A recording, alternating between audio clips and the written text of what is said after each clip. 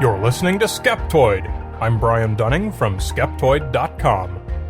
Shadow people. They usually come at night. Maybe you're reading or watching TV or just laying in bed. He's most often a man, and maybe wearing a hat or a hood. A lot of times, you'll only catch a glimpse of him out of the corner of your eye as he flits across the wall or disappears through a doorway. Sometimes he's just a shadow, a flat projection sliding across the wall or ceiling. But other times, especially in the dark, when you least expect it, shadow people appear as a full-bodied black apparition, jet black like a void in the darkness itself, featureless but for their piercing, empty eyes.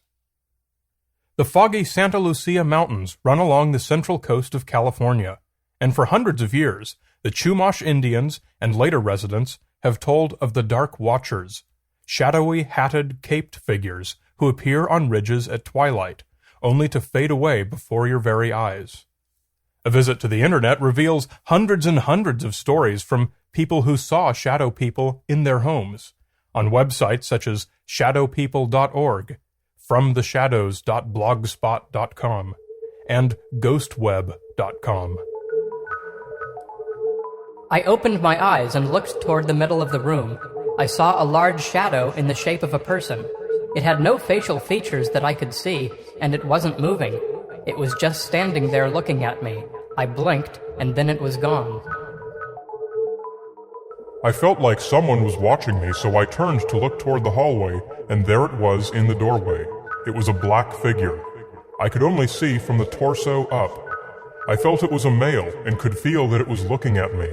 I started to walk toward it, and it disappeared back into the room. There, at the foot of my bed, was a tall, dark figure, like a shadow. It appeared to be almost 7 feet tall, with broad shoulders, and was wearing what seemed to be an old-fashioned top hat, and some sort of cape. I watched as it glided past me and out the door of my room. It goes without saying that skeptics have long-standing explanations that, from the comfort of your armchair, adequately rationalize all the stories of shadow people. These explanations run the gamut all the way from mistaken identification of a real shadow from an actual person or object, to various causes of optical illusions or hallucinations, like drugs or hypnagogic sleeping states. Even simply lying and making up the story. I think that probably everyone would agree that these have all happened, and therefore they do explain some people's experiences. But here's a fact. Try to offer any of those explanations to someone telling you about a specific sighting, and it will likely be immediately shot down. I was not asleep. I know the difference between a regular shadow and what I saw. What about my friend who saw it with me? The truth is that it's probably not possible to explain most sightings. If it was some mysterious, supernatural, non-corporeal being who flitted through the room, no evidence would remain, and thus there's nothing to test or study. It's so trivial to fake photos or video of something as vague as a shadow person that when these exist, they're interesting, but practically worthless as far as empiricism goes. Only in the rare case where an actual physical cause can be found, and you're able to consistently reproduce the effect at the right location, at the right time of day, and in the right lighting conditions, are you able to provide a convincing explanation. Most of the rest of the time, all you have is conjecture and hypothesis, and the eyewitness is likely to reject these. When I was a kid, we once lived in a house where if you walked up the stairs and one of the upstairs bedroom doors was open a crack, you might see a flash of movement inside the room from the corner of your eye. I saw it a number of times, and other people in my family did too. I thought it looked like someone threw a colored sweatshirt across the room. But I never saw it whenever I walked carefully up the stairs and kept my eyes on that crack.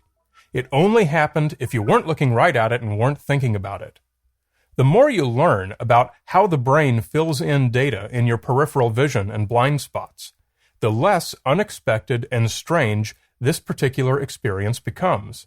I have no useful evidence that anything unusual happened, and I have good information that can adequately explain what was perceived. I personally am not impressed enough to deem it worthy of further investigation, but others might be, and that's a supportable perspective.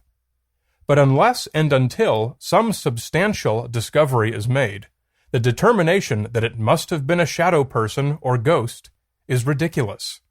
Nothing supports that conclusion. And yet, my story is at least as reliable as 99% of the shadow people stories out there. I was not on drugs. I know the difference between a shadow and what I saw, and other people saw it too.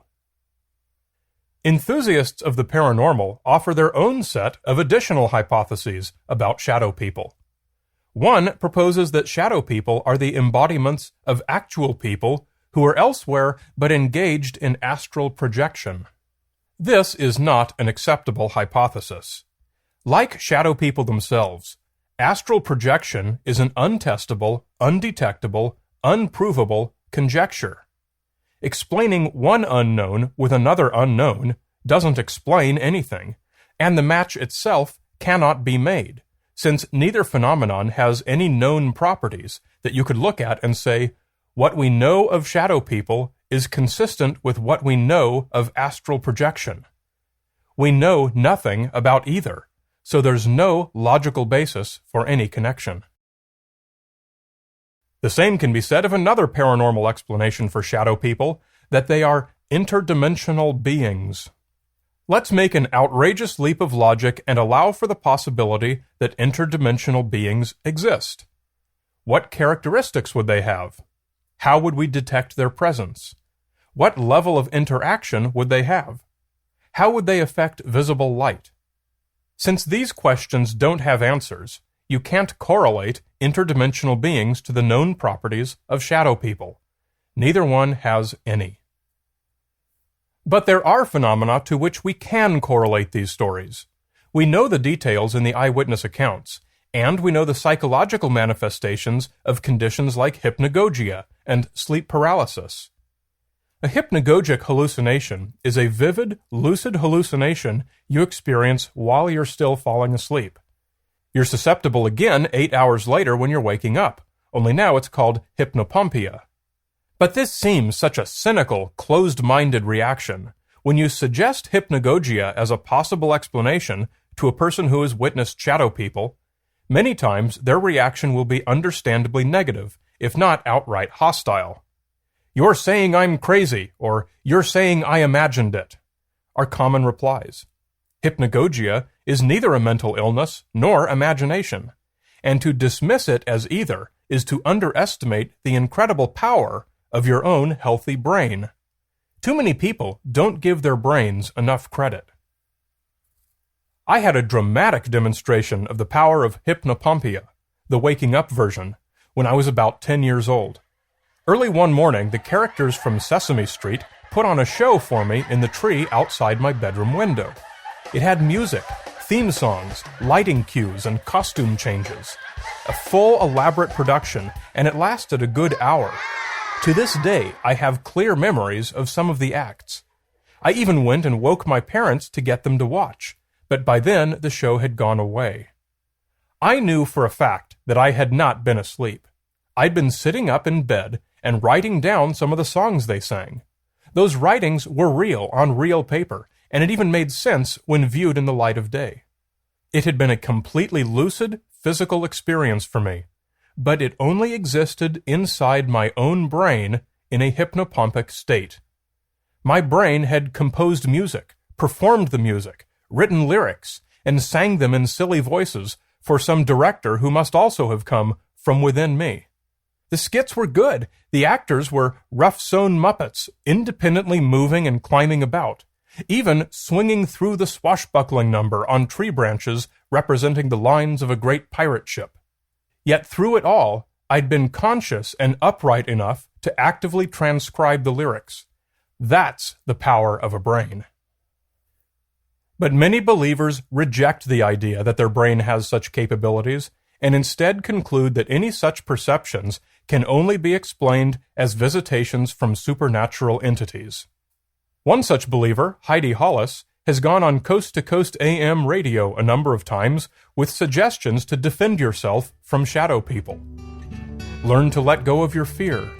Stand your ground and deny them access to your person. Focus on positive thoughts. Use the name of Jesus to repel them. Keep a light on or envision light surrounding you. Bless your room with bottled spring water. Interestingly enough, such actions may actually work. Although it's not the techniques themselves that are responsible, plucking a chicken or beating a drum could work just as well, if you think it will. Sleep disorders in the form of disruptive episodes such as these are called parasomnias, and the primary treatments for parasomnias are relaxation techniques, counseling, proper exercise, and the basic lifestyle changes that contribute to better sleeping habits.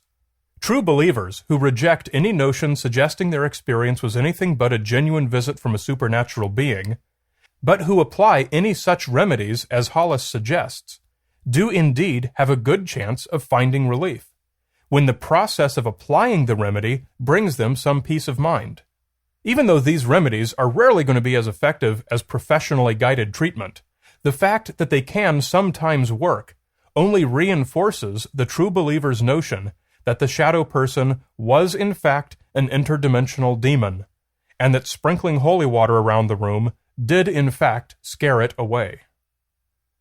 These experiences are weird and can be scary, but they're also fascinating, once-in-a-lifetime opportunities to experience the true power of your brain. To conclude that it's a supernatural being is to rob yourself of the real wonder of what's probably happening.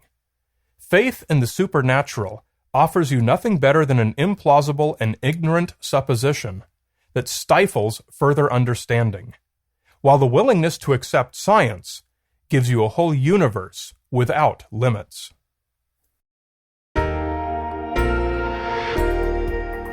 Be sure to follow Skeptoid on Twitter at twitter.com/Brian Dunning and friend me on Facebook at facebook.com/Brian Dunning as well.